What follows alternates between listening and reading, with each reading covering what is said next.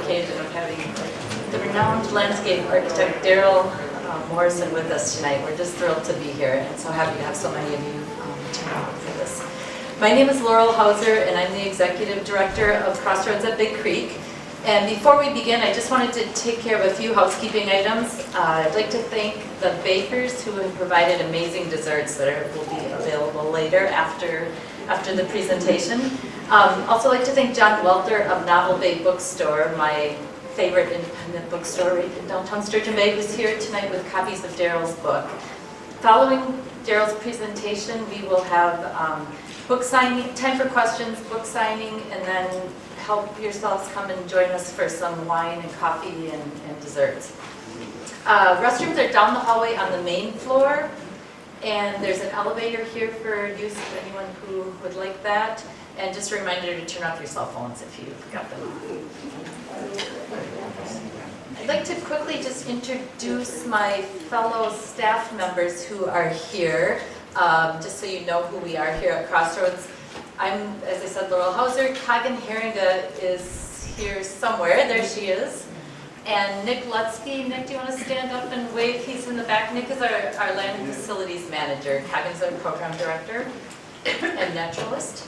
And Gretchen Schmelzer is a board member here. She greeted you when you came in. And so I wanted to point out our board members. Since Sturgeon Bay Education Foundation purchased 53.3 acres here in 1991 to create a school forest, all kinds of people who have loved Crossroads have been working to protect it and restore it. Crossroads has grown to nearly 200 acres now, and a little over a year ago, our board made a commitment to take that effort of restoration to a new level, and we hired Nancy Ayton and Dan Collins of Landscapes of Place to create an ecological restoration plan for us. We then submitted, with their help, and were successful in procuring just under $300,000 in state and federal restoration grants. And that has allowed us to, this year, plant 4,000 native trees and shrubs, all kinds of seeds and other plants. We and all of you who support us, are turning what was marketed at one point as the ideal place for a gas station into high quality, or at least medium on its way to being high quality land for the plants and the wildlife and the people who really appreciate and use Crossroads. We're really working to do some amazing things here. I kind of feel like stay with us. You haven't seen anything yet. But we'd like to thank all of you who support Crossroads, and we'd like to put in I'd like to put a little plug in for those of you who haven't been involved as much to be more involved. We have a Habitat Healers program on Saturday mornings where you can come and help plant. And you can be annual supporters of Crossroads, and we need and we welcome that support from the community, financial as well as volunteers. So we appreciate anyone who wants to become a member. We have membership cards on the table downstairs as you're leaving. Appreciate you considering that. I mentioned Nancy Ayton a bit ago, and she and her partner Dan Collins are truly responsible for us being here tonight and for having Darrel Morrison with us. And I'm going to have her come up and introduce Darrel. And I just think, for me, it's an honor to have someone I respect and admire so much be here to introduce someone she respects and admires so much and was a mentor of hers. So, Nancy.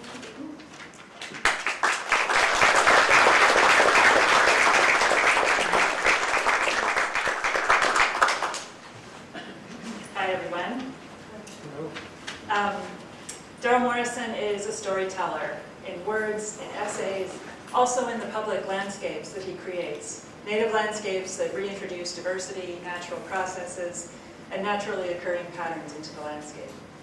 Some of you may know Darrel from classes he's taught at the Clearing in Ellison Bay. Thousands of others have been students of his at the University of Wisconsin-Madison, University of Georgia, Columbia University, and many other academic programs where he has been guest faculty.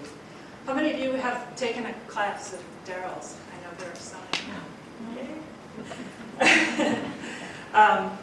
Darrel co-founded and co-edited the scholarly resource called Landscape Journal integral to the academic discipline of landscape architecture, now I think in its 5th decade.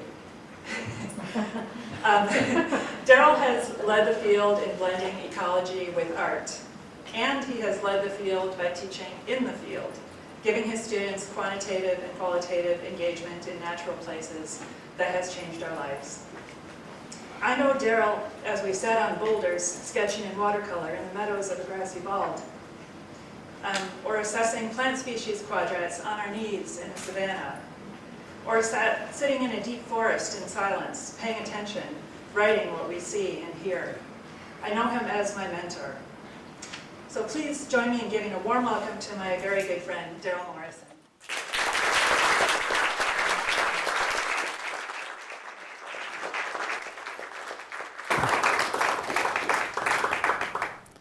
Thank you so much, Nancy, for the generous introduction.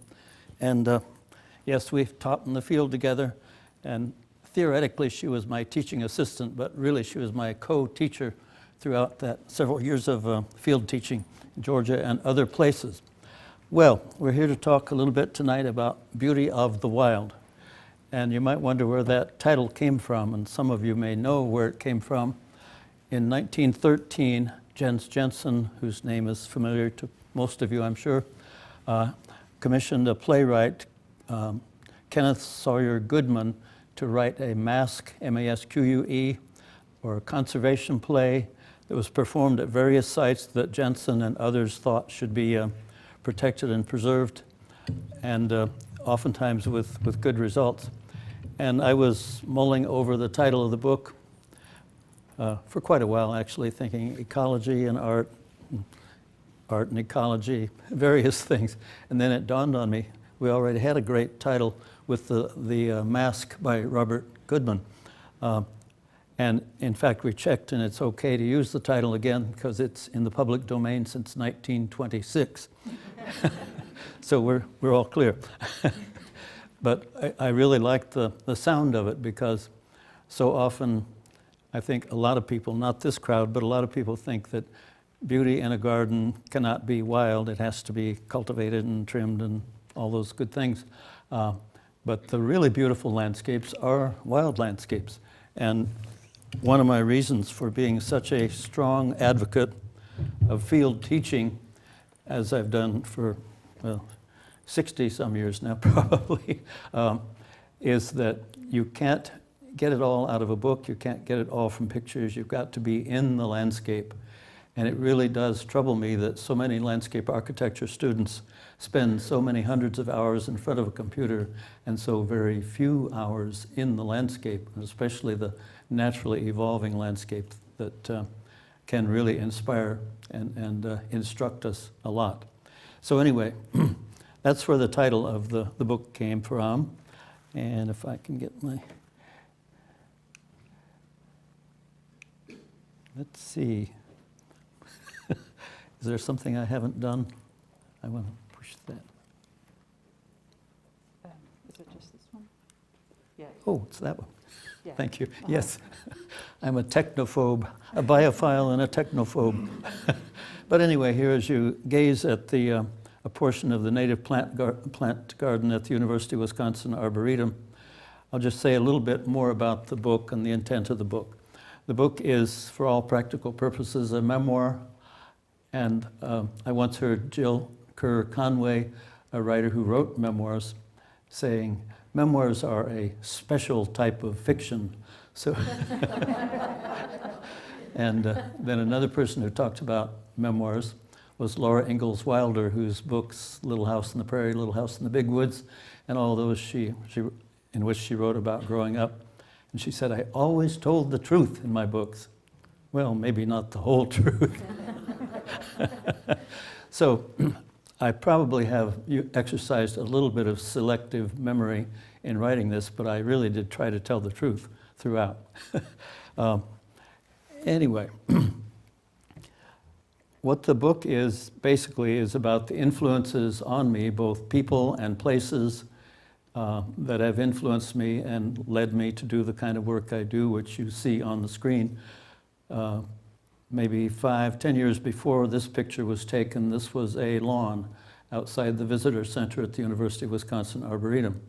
And look what you can do with what used to be a lawn. And you've been experiencing that around your building here, I'm sure, and many of you in your own pieces of land.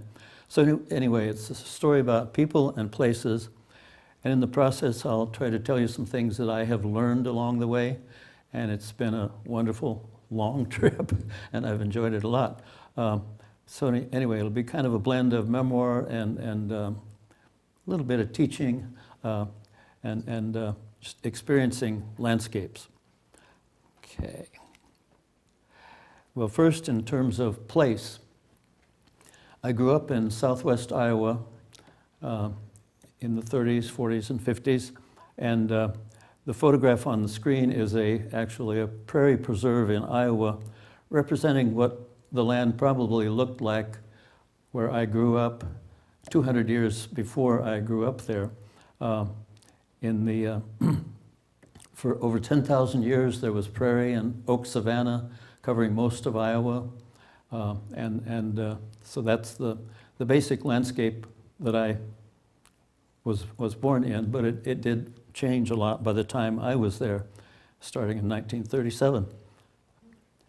But there are a lot of characteristics about the prairie that are so wonderful. And people go to the mountains, they go to the oceans, but the prairie is equally spectacular, in my opinion. And one thing that is so important is the sky in the prairie, in that it influences everything. There are the summer thunderstorm skies, there are the winter blizzard skies. It's always changing and always affecting the way we feel. So there's the sky, there's the horizontality of the prairie, typically, flatland. And flatland can be very dramatic, actually, in its way, kind of like the ocean. In fact, early arrivals in the prairie country talked about it as being waves of grass or ocean-like expanse. And you kind of get that in this rare restored prairie in Iowa. It's also filled with beautiful vegetation, probably 60, 70 species per acre on the average, and more in some places. But there's the basic fabric of grasses, 5 to 10 grass species that make up probably 90% of the prairie vegetation. The remainder are flowers like the oxeye you see here, sprinkled through the grasses. And it's not so evident here, but I'll point out other points where there is often what I call drifting of vegetation within the prairie, as if the seed had been distributed by the wind, which it might have been, and you see this directional flow of a certain color or texture within the prairie. And it is diverse, as I said, with 60 to 70 species typically occupying a single acre. And it was pretty well intact until 1837, a monumental year. That was the year that John Deere invented the steel bottom plow. Before that, it was nearly impossible to break the prairie sod. The prairie grasses would have roots down to 8, 10, 12, 15 feet. Big bluestem might have 15-foot deep roots, and it's very hard to break that with a wood bottom plow. But John Deere, for better or worse, invented the steel bottom plow in 1837, and within 2 to 3 decades, most of the prairie species in my home state of Iowa were gone on the land. It's estimated that 99.9% of Iowa prairies were plowed under during about a 2 to 3 decade period from 1830 to 1850. So it didn't survive in any quantity, unfortunately. Now we'll move on a little bit, I hope. Wrong. I have trouble with machines. No, leave this like this, and it's Oh, this yeah. one, the right angle one. Yeah. There we go. Thank you, Nancy. I always need Nancy's assistance.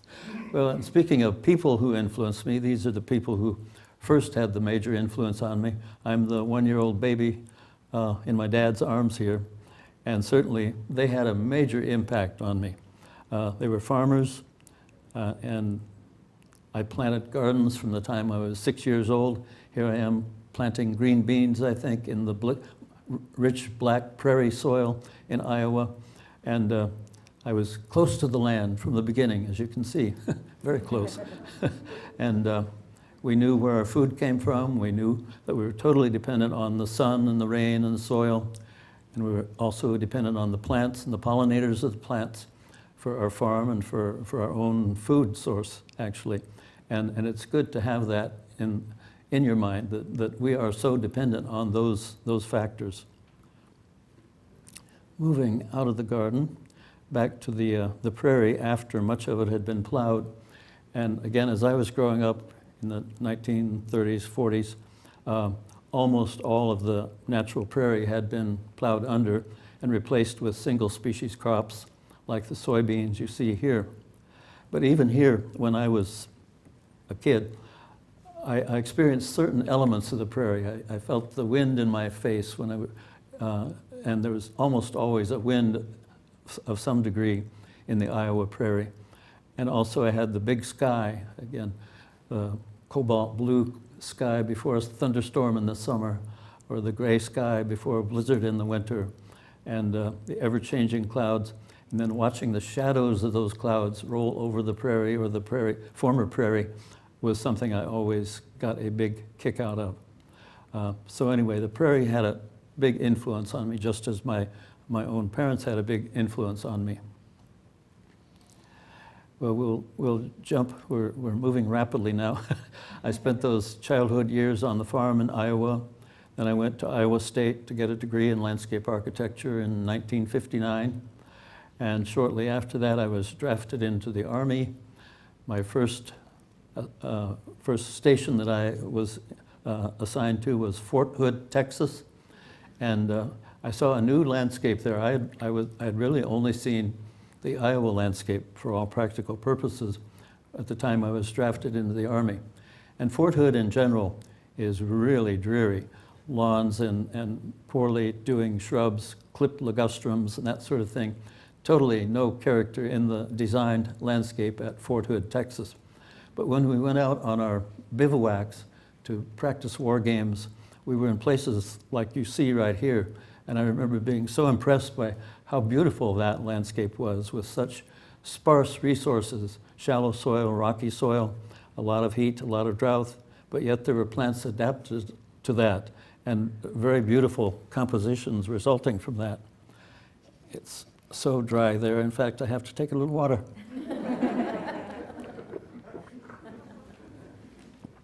Thank you. That's better. So anyway, I was at Fort Hood for basic training, a lot of fun, and then moved on to Fort Belvoir, Virginia, right outside Washington, D.C. And after that, I moved on to, I quote, graduated from the Army. I put in my 2 years as a draftee. And my first job was in Silver Spring, Maryland, working for the Maryland National Capital Park and Planning Commission. And the reason that that is important to me at this point is that I'm really messing it up. There we go. Was that in working at the Maryland National Capital Park and Planning Commission? Okay. I do need help. Anyway, my boss at the Maryland National Capital Park and Planning Commission was a guy named Joe Kondis, K-O-N-D-I-S, who's no longer living. But anyway, Joe had been a student of John Bracken, landscape architect at Penn State for decades.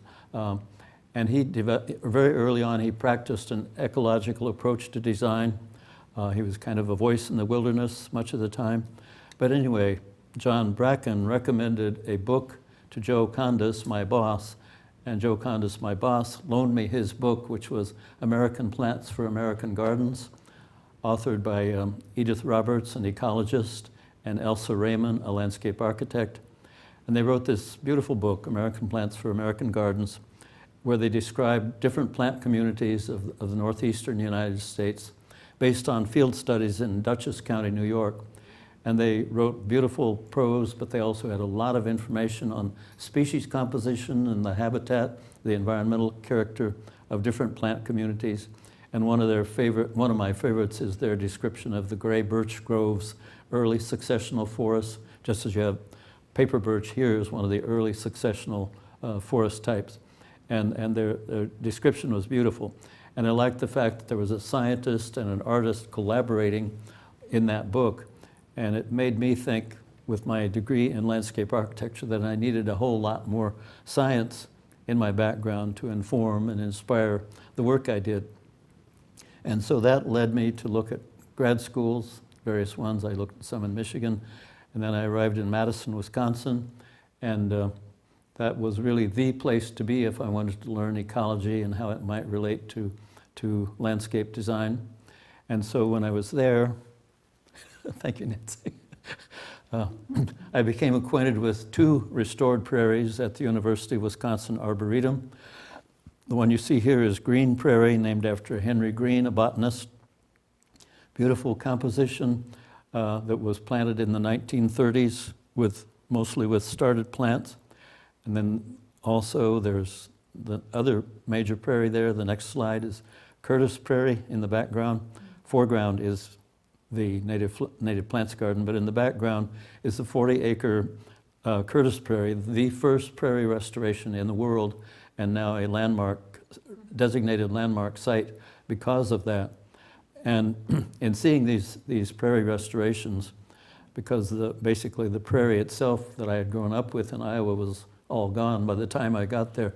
So I really saw these restored prairies as my first introduction to the grasslands and the beauty of them and the waving grasses and all the characteristics that are so typical of prairies. And while I was there, after grad school, I stayed on and taught for a while, 9 years. I was one of my students. He survived. And first I started a course in native plant communities of Wisconsin, again drawing on the work of Robertson Raymond and their American Plants for American Gardens, which is very much oriented to plant communities, i.e. plants that grow together in a similar environment at the same time. And so I thought landscape architects needed that background because it certainly helped me when I began to pick it up. So first I started a lecture lab course on native plant communities of Wisconsin, and then we had a great happening. The university started to offer a 3-week intersession in late spring, which was perfectly set up to be a field course. So I started a field course out of University of Wisconsin-Madison and taught that solo for a couple of years. And then I was joined by an ecologist, Dr. Evelyn Howell, and the 2 of us taught field courses for the next 8 years at the University of Wisconsin. And again, I can't say too much for the value of collaborating between an ecologist, a scientist, and a designer artist. And we would do quantitative studies in the field. As Nancy mentioned, we'd do quadrats, looking at a square meter, identifying everything in the square meter, sometimes mapping the location of the plants in the square meter. And in a prairie, there typically might be 6 to 9 prairie species, for example. Very diverse compared with the very limited plant diversity that we often do in planted landscapes. So that was great. But in addition to doing the quadrats and doing transects to determine percent cover of various species, we did sketches, we did watercolors as we moved on, especially after a little later when Nancy was involved. We were doing watercolor interpretations of what we were seeing. And I can't say enough for that exercise either, because when you look closely enough at a landscape to capture its character, you remember that landscape and you know what's important in it in terms of the species composition and the characteristic lines, forms, colors, textures. So the combination of art and science in the field, again, is a great thing to happen and needs to be happening more in a lot of landscape architecture programs, I might add parenthetically. I'm not doing it anymore. And in the field classes, for example, we would look at species composition, as in this wet prairie at Avoca Prairie, which is 50 miles west of Madison. and we would see the different species in the different zones of moisture, which this is a very wet area here, but there's clear patterning. And then in another example, here we're in Marinette, not too far from here, during the northern Wisconsin week of the field course. And this brings to mind many things. Not only is it a great place to see northern vegetation and so beautiful, but it also brought to mind an essay by the landscape architect A.E. Bai, who wrote for Landscape Architecture magazine an essay in 1967, the year before I came to Wisconsin. Anyway, he wrote a wonderful essay called Landscape Luminosity. And this is something that I really value, and it's certainly good for landscape architects, but for anybody, namely taking advantage of the fact that the translucent leaves of a plant like the cinnamon fern, when backlit, glow. They're illuminated, and a designer can choreograph a landscape to take advantage of that, such that if you're at the breakfast table in the morning looking east, you can look through the cinnamon ferns or equivalent. Grasses also are great at becoming luminous with backlighting. So there's that. Not only species composition, but aesthetic effects that occur with different types of lighting. Okay, and then this led me to want to learn more about the work of Jens Jensen, the person who had the conservation play written by Goodman. And many of you, I'm sure, are familiar with the place I'm showing you here. This is the school, the clearing that Jensen established in 1935 when he was about 75 years old. He had worked in Chicago parks and then doing a lot of private landscapes for big personages in the world, like the Sears Roebuck family and many others, the Ford family, etc.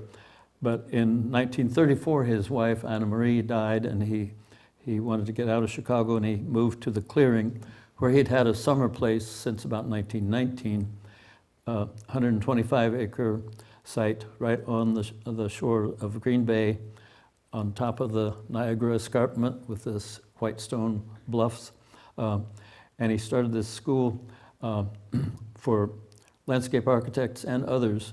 And he used to say that people came there not to learn to make a living, but to learn to live a life.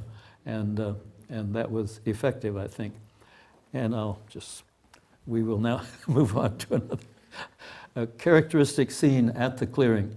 This is a view out the living room window of the main lodge at 3 white pines that have been there as long as I've been there, as long as I have visited there. Again, my first visit there was in 1970. I was teaching my first year at the University of Wisconsin. I brought a class up to the clearing, and we had a wonderful evening reminiscing with various people that Jensen had known, including his secretary, Martha Fulkerson, who came to the clearing when he came in 1935, and then she kept the school running after he died in 1951. And I do have to tell you the Martha story. That evening, I heard this straight from her, there was a little conflict between Jens Jensen and Frank Lloyd Wright. Frank Lloyd Wright thought he should be named the national architect, and he would have to pass on the design of any federal buildings built for the State Department anywhere in the world. Jensen was not enthralled with the idea that Wright would have that much power to pass judgment on all those designs. Jensen, I would say, did have a certain amount of respect for Wright and his professional work, some of it at least. But anyway, Wright wrote to Jensen and asked if he would write a letter of recommendation for his becoming the federal architect. Jensen ignored the first letter. Wright wrote a second letter. Would you please write me a letter recommending me to be the federal architect? Jensen ignored that letter. Well, Wright didn't give up easily. He wrote a third letter, said, would you please do this? And Jensen wrote back, and Mirtha Fulkerson typed the letter, which was a three-word letter, yeah, go to hell.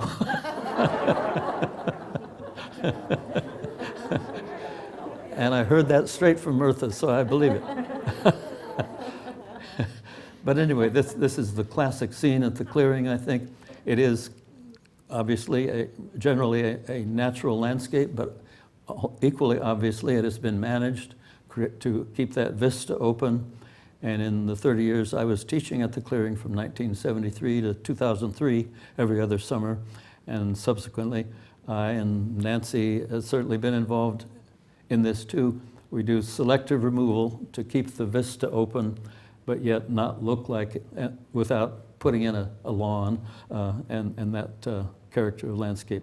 So it is possible to manage and still keep a wild look. And here's another portion of the clearing. This is the inner meadow, not frequently visited by a lot of people, but it's, in my view, one of my favorite places at the whole clearing. This is an old pasture, had probably had some orchard in one part of it, and this is how it has evolved over a period of, well, probably 60 years.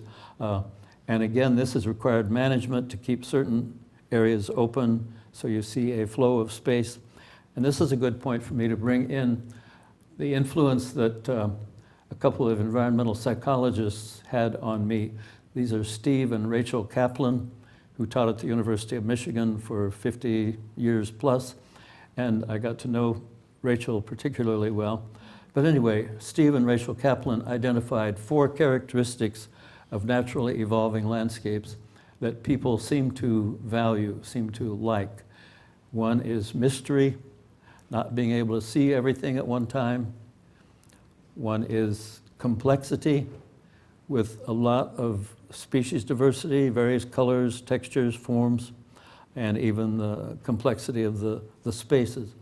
The third is coherence. There's complexity, but yet it's an ordered complexity. The old field junipers here unify it because they are repeated at various points, and the patterns of the coreopsis blooming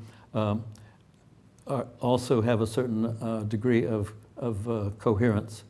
And the last quality that the Kaplans identified after mystery, complexity, and coherence is legibility, being able to read how you will move through the landscape without being claustrophobic or feeling trapped at any point. And those characteristics I have found really useful in designing myself and in teaching students to design. And I often, in doing grading sheets for student projects, I would list those 4 characteristics and rate the student's design in terms of how well they met those qualities. So, and many of you know that Jens Jensen had sort of a favorite form that he used in many landscapes, namely the council ring, a fire circle. And he talked about his love for that. It grew out of his growing up in Denmark with folk schools, but also he related it to the Native American population with the fire ring. And he talks about the circle being perfect because there is no head of the table. Everybody's equal, looking each other in the eye. And I like that quality as well. And also at the clearing, oh, we're beyond the clearing now. That's good, that's good. We've moved to Toft Point, a place many of you know, I'm sure. Land that was owned by the Toft family and protected for many years by Miss Emma Toft, who was also instrumental in protecting the ridges at Bailey's Harbor. But anyway, this is a watercolor I did, I see in 1997, one of the years I was teaching at the clearing. And this brings up the point of the importance of protecting natural areas. As I mentioned, Jensen had the play written to encourage people to protect outstanding natural areas. Toft Point has been protected. It's now a state natural area. And thanks to the efforts of Miss Emma and her family for protecting it all the years they were living, and now it's protected in perpetuity. But it's so important for so many reasons. One is the pure enjoyment that people can get from it, walking through it, but also for people like landscape designers to get the inspiration and have models for their own planting work that you don't ordinarily see. So both the intrinsic value of protecting those species and those landscapes, but also the instructional value of having them, the experiential value of having them is really important. And then at about the same time, little more water.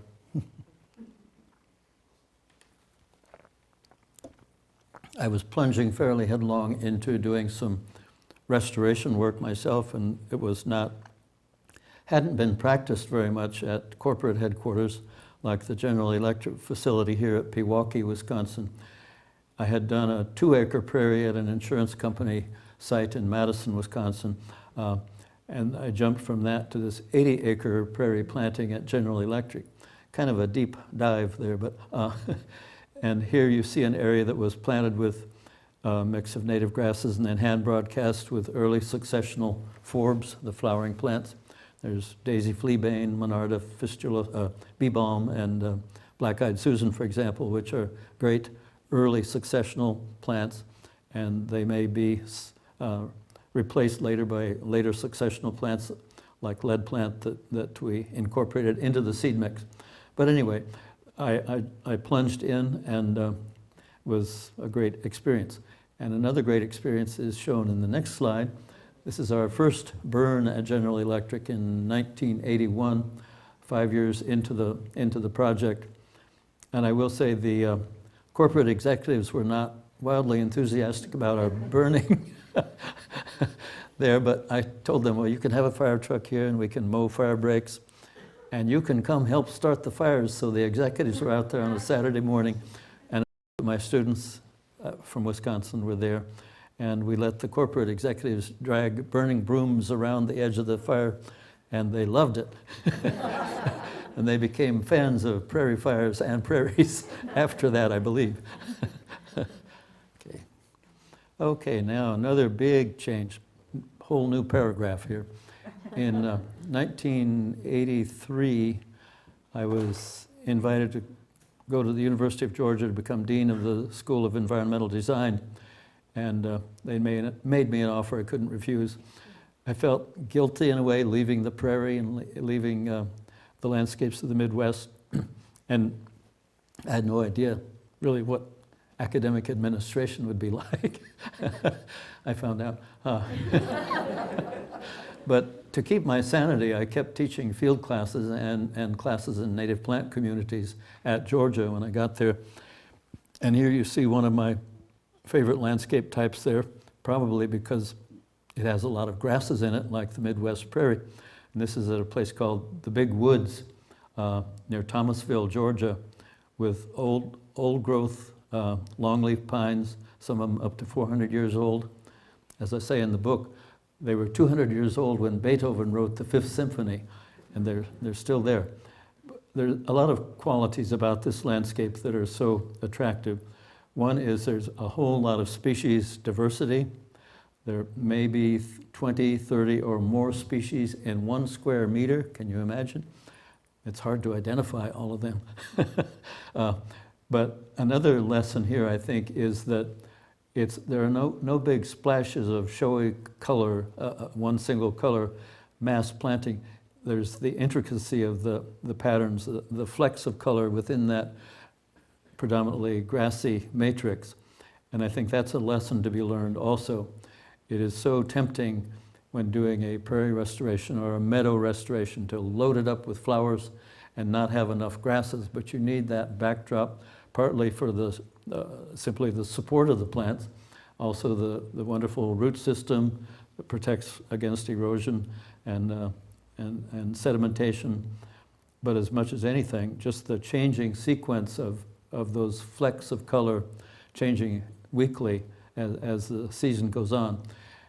And I guess I mentioned I felt a little guilty about leaving the prairie behind, like it was somehow being unfaithful to the prairie. But I learned after a while that one can love both the prairies and the big woods and other landscapes. And another one I really loved was the the grassy balds. Again, grass enters into the picture. This is a black balsam gap along the Blue Ridge Park, the Great Smoky Mountain Parkway. Yeah, Blue Ridge Parkway. Yeah, Blue Ridge Parkway. And this is on a foggy day with a class in the field at Black Balsam Gap with Gray's lily, and then there are various grasses there, and a mix of forbs. Again, flecks of color within the overall backdrop of typically green things like hay-scented fern and other species. And another view of this is on a fall or winter day, and we were there, and Nancy was co-teaching a class with me there on a day when the wind was really blowing, and the wind will really blow in those locations. And I had my class sit down for half an hour, I guess, to do sketching or writing or whatever they wanted to. And I wrote my own little poem during that interim as well. And I'm taking the liberty of reading it to you now. It's not in the book, so you won't get it in the book. And I think I can even read it without my glasses. Okay. Blow, wind, blow. Blow waves of oat grass, hair grass, ripples of oat grass, hair grass. Blow, wind, blow, and take my breath away. Give me the wind and the sky and the clouds in grassy balds any day. Give me the panorama, prospect without refuge. Give me layers of blue mountains fading into the sky any day. Blow, wind, blow. Blow rippling waves of oat grass, hair grass, until they reach the dome-shaped horizon and touch the sky. The landscape is alive. I am alive. Blow, wind, blow. Take my breath away.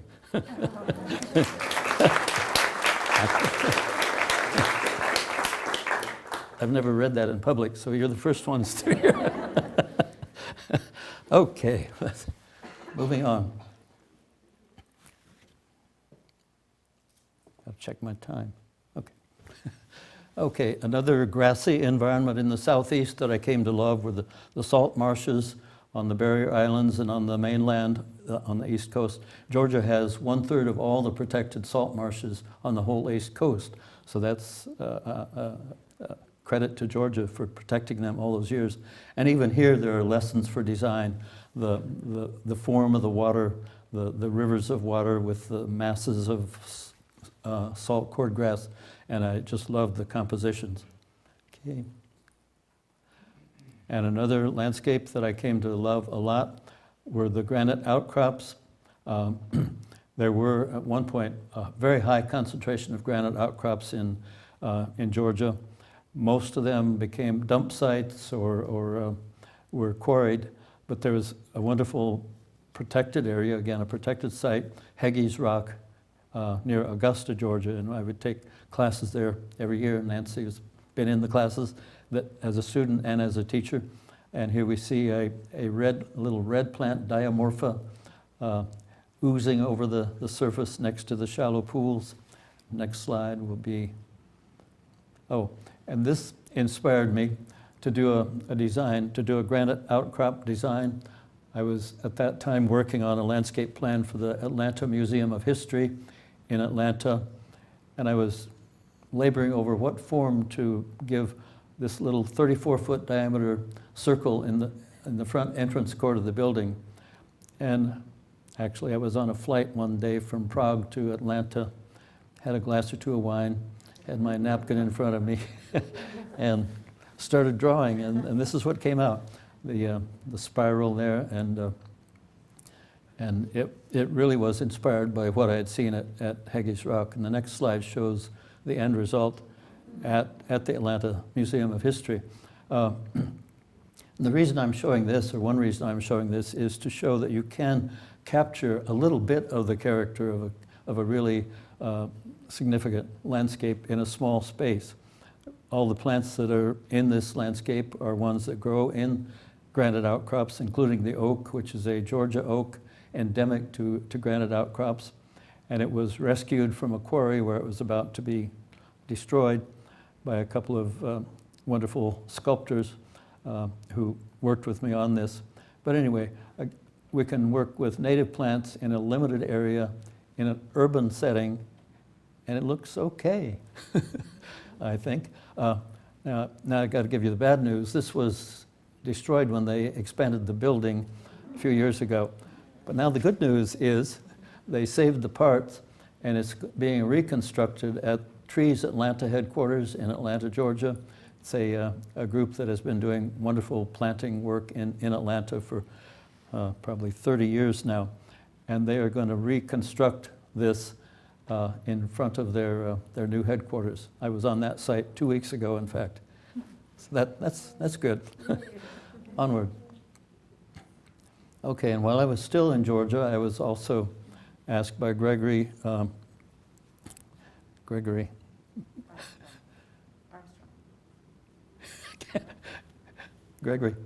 Armstrong? I can't hear you. Armstrong. Greg Armstrong. How quickly I forget. Gregory Armstrong asked me invited me to do a design for a native plants garden at the University Arboretum, and in the lower. Can you show the original building, the horizontal one, and then a new wing was built? Oh, the pointer's in the middle. Sorry. There's the original building, and then the whole new wing was built. And then we had 4 acres around it to develop a native plant garden, and this was to represent a dozen different native plant communities of southern Wisconsin. And the Arboretum scientists had a list of species from each of those communities that they wanted me to incorporate into the design. Usually a landscape architect does the plan and then develops a plant list. I had a plant list and I developed a plan to match up with it.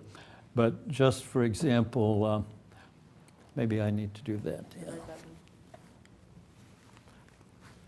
Yeah. This area here became predominantly mesic prairie, intermediate moisture.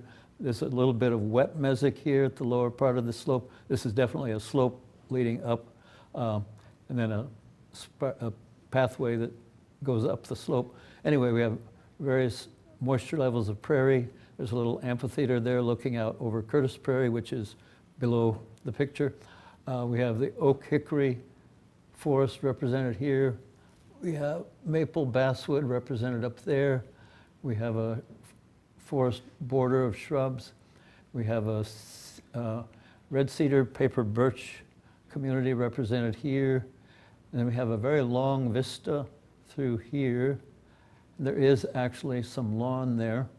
And occasionally it's okay to have a little bit of lawn, but we certainly don't need as much as we usually have.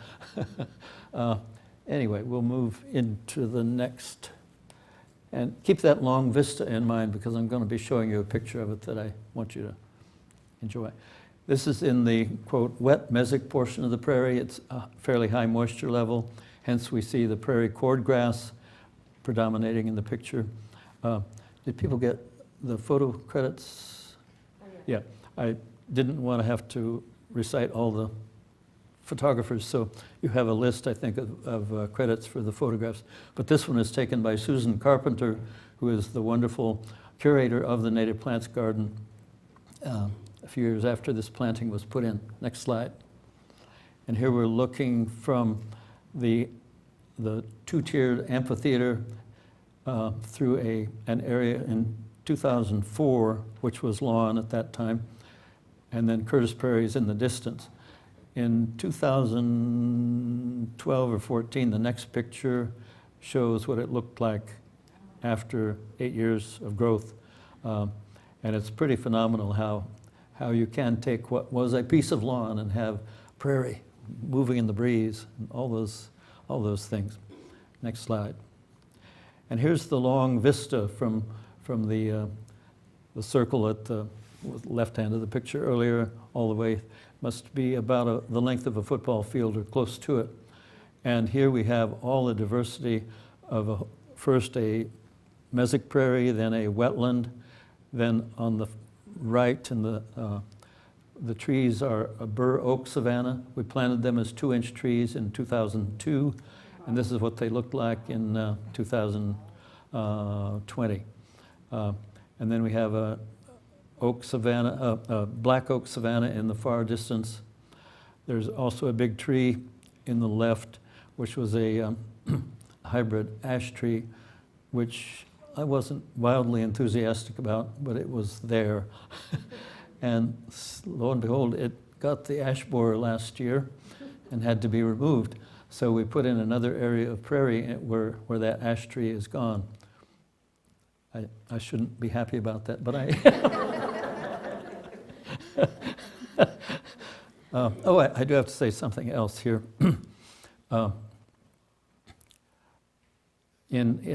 Over the decades, over the centuries, I developed a philosophy that everything we design as landscape architects should have 4 qualities. One, it should be ecologically sound, meaning that the plants are matched with the site. We haven't introduced invasive species. We're not using toxic substances on its management. We're not wasting water and fuel to keep it short and uninteresting. So first, it should be ecologically sound, and part of that is having diversity equivalent to that which might be in a natural area.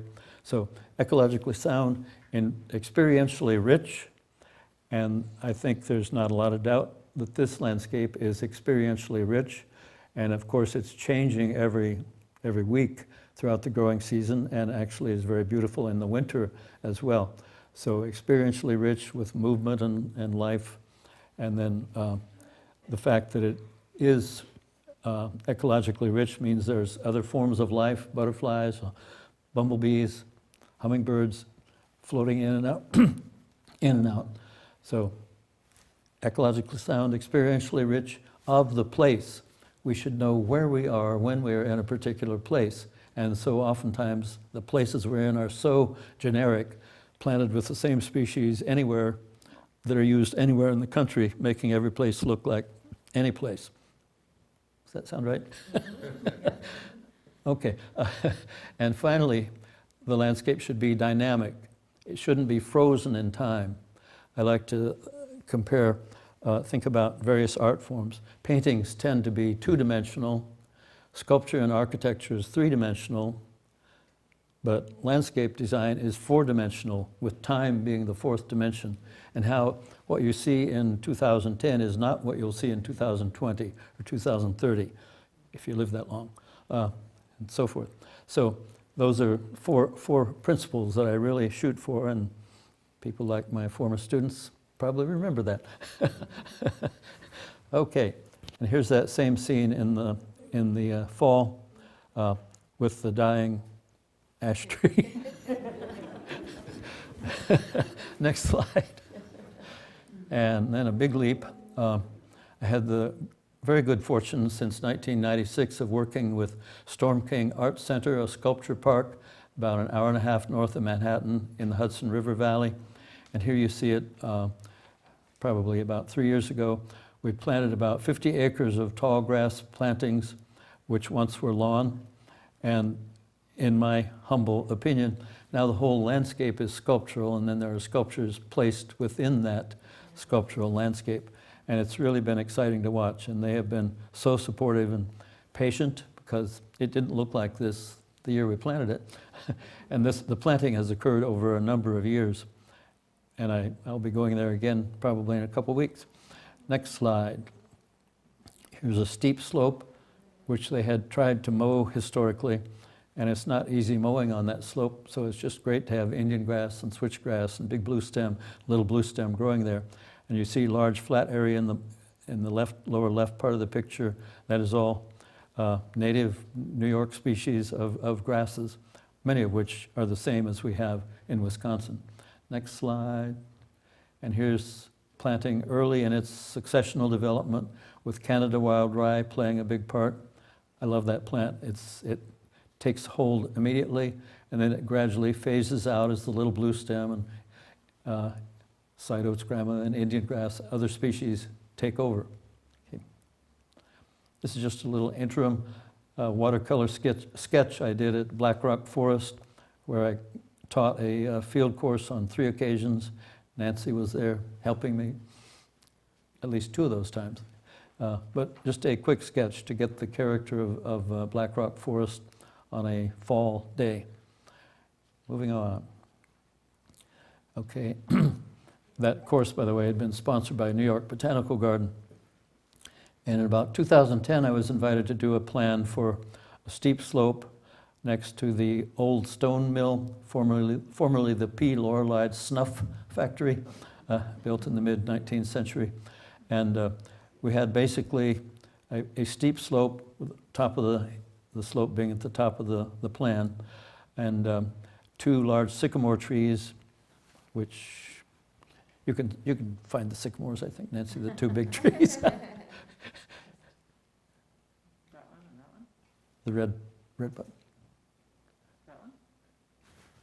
Oh, yeah. Sorry, I didn't see it on my. Oh, yeah. It's not on my. Anyway, had 2 large sycamores and nothing else of any value. And here, I like to think that I was really invoking the rivers and drift theme, the idea that plants occur in drifts, and then the spaces among those, between them are the rivers. And here, the kind of pinkish color that comes down through the center is a swath of little blue stem, predominantly, with other sun-loving plants. And then the 2 clusters of trees, one on each side, are gray birches, which are the early successional birches that Robertson Raymond loved so much in that early photograph. And then in the lower part, which sometimes is flooded, we have wet-tolerant plants, spice bush, winterberry holly, various streamside plants. And then you see the large drifts of different sets of species, which we don't have time to go into. But anyway, it was somewhat diverse. There's a stairway here which was not built, and I'm kind of glad because it gave us more planting room and more continuity of the planting. And a couple of pictures of this include this. This is a year after planting. You see the drifts of birches, you see the 2 big sycamores, you see the rivers of space, sometimes occupied by ferns, others by grasses, and onward. And here we're looking down over the site toward a beautiful bridge over the Bronx River. And we see the river birches in framing that view. And there's little blue stem at the top, which is very much native in New York. You might see little flecks of orange in there, which is some butterfly weed, which grows there naturally as well. And we planted the little blue stem and butterfly weed as plants, and some of the butterfly weeds were blooming a little bit as we planted them in June of 2011, 11. And within an hour and a half, the butterflies were coming into the garden. The word gets out quickly. Onward. And then my friend and one-time student at NYBG class, Julie Sakalariadis, took this picture from the 2nd floor of the stone mill looking down into a drift, clearly a drift of Phlox divaricata or woods phlox. And notice how it starts at a high density in the lower right and fades out as you go to the, starts out at a high density in the lower right and fades out as you go left. And similarly, the ragwort near the river is more dense and then trails off. And you can really use that effectively in design. I felt like I learned that from Joe Condis, who was John Bracken's student at Penn State. Onward. And here's another project which I have really enjoyed being associated with. This is the native flora garden at Brooklyn Botanic Garden. And in 2013, they decided they wanted to expand their native flora garden, which is a woodland now, the right-hand side of the slide. But they had this area, basically an acre, that was open lawn for the most part. And there we replaced the lawn with plantings of the New Jersey and pine barrens and Long Island pine barrens, as well as the prairies of the Hempstead Plain, a grassland on Long Island. There was once 60,000 acres of prairie on Long Island, New York. Wow. And many of them are the same species that I knew in Wisconsin, and others were new to me. But anyway, my colleague at Columbia, Diana Drake, took this great picture a year after we planted the native flora garden extension. The next slide is a view of the boardwalk over the Pine Barrens bog and pond. And the next slide is one taken by none other than Nancy Ayton in about 2014 in the winter. And therein lies another lesson. Winter landscapes can be beautiful, and you can have winter color without evergreens. Here we do have evergreens because it's a pine barrens, and we put in the pitch pines. But the little blue stem with its copper color, and then the sweet everlasting silver gray, what a combination, and how beautiful it is. I like it as much as the summer landscape. Next slide. And then another illustration of what you can do with previous lawn. This is an unusual house in Wilton, Connecticut, the Roundhouse. After an eastern meadow had been planted. I won't go into boring detail here, but again, this was once lawn, just a couple of years before this, and the next slide is on that same side. Here's a view from under the house, under the circular house, looking out over it. And the neighbors here basically all have clipped lawns, clipped hedges, pour on the chemicals, pour on the water, and my wonderful client here, Rhea, doesn't do any of those. She did work hard on this, though, getting it established, and she did a lot of the weed removal herself early on when there were undesirable species that we didn't really want there. But again, when you can have all that life and all that movement and the butterflies and the bees, why would you want a lawn? Onward. Another detail of that, a little bit of luminosity there in the background. Next slide. And here's another area, a very rocky slope where we planted trembling aspen and sumac. We have senecio in the foreground, woods phlox and sedges higher up, onward. And then finally, since 2006, I've had a great ongoing consulting project at a big ranch in Montana. And here you see the view from the guest house out into the landscape with limber pines.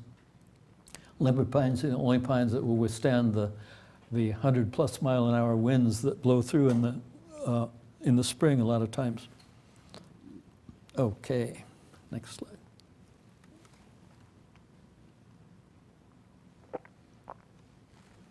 On this ranch, there were some pre-existing ponds that had disturbance with grading around them.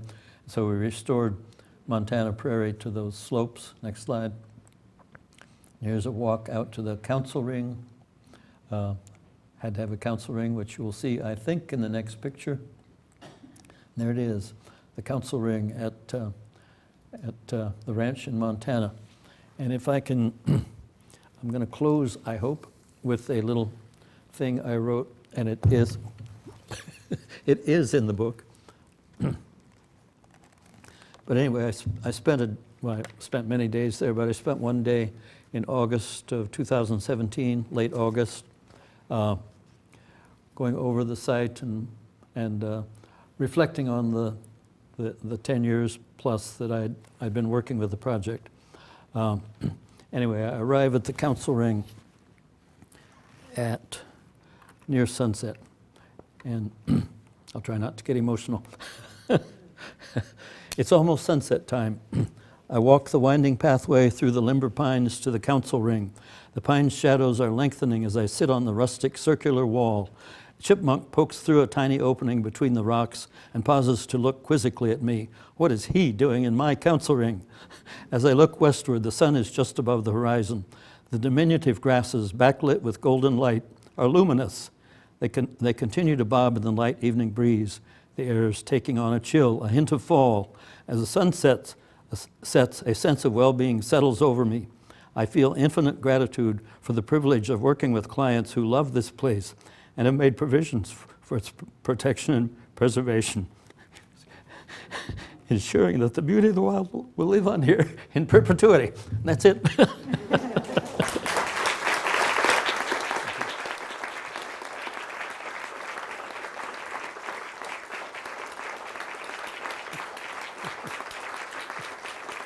Thank you.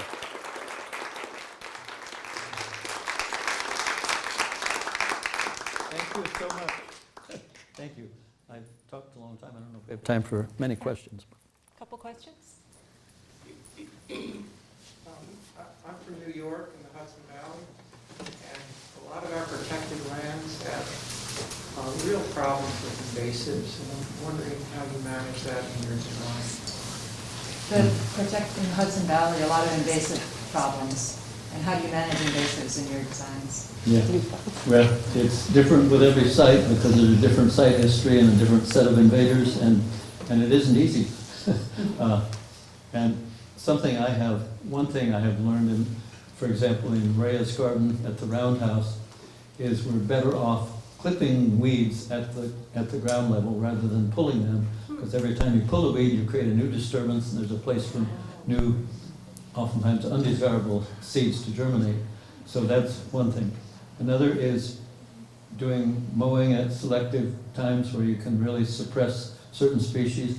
If you have the luxury of burning, that can be effective. At Storm King Art Center, we've burned now for about 15 years during the period in the spring after cool season things have started growing, and many of the invasive species are cool season or woody species that we want to discourage. If you burn after the cool season plants have started growing, which is any time the temperature is above 32 degrees, but before the warm season plants start growing at 65 degrees, then you can suppress many of the cool season things without hurting, and in fact encouraging the warm season things, because the blackened soil warms up more rapidly and it's in favor of the native grasses and other warm season things. But it's not easy, I know. Others? Well, I look forward to meeting some of you and talking to you and Let me do just a signing a little few books. wind up, Darrell. I'm just If I can climb out. quick change places. I put the microphone right up there, sorry. I just wanted to finish up by saying that Dan and I really enjoy being part of the Crossroads at Big Creek community. And I just want to reiterate what Laurel said, that annual membership really helps, $35 a year. I really encourage you to support all of the outdoor experiences, the Habitat Loop Trails, the Junior Nature Club, the Summer Adventurers, the ecological restoration work, and talks like the one tonight that Crossroads provides. And of course, if you're inclined to plant trees and remove weeds, clipping them, come on Saturdays at 9:30 for Habitat Healers. And in 2 weeks, 2 weeks from today on the 14th, Dan and I will be giving a talk here on remeandering, the ecological restoration work here at Crossroads. So please linger, enjoy the refreshments. I just want to tell you that you are not allowed to leave until all the food is eaten, so just so you know that. Darrell will be signing copies of his book, Beauty of the Wild, that Novel Bay Booksellers has for sale. Thank you so much for coming. Enjoy this beautiful evening, and once again, thanks to Darrell.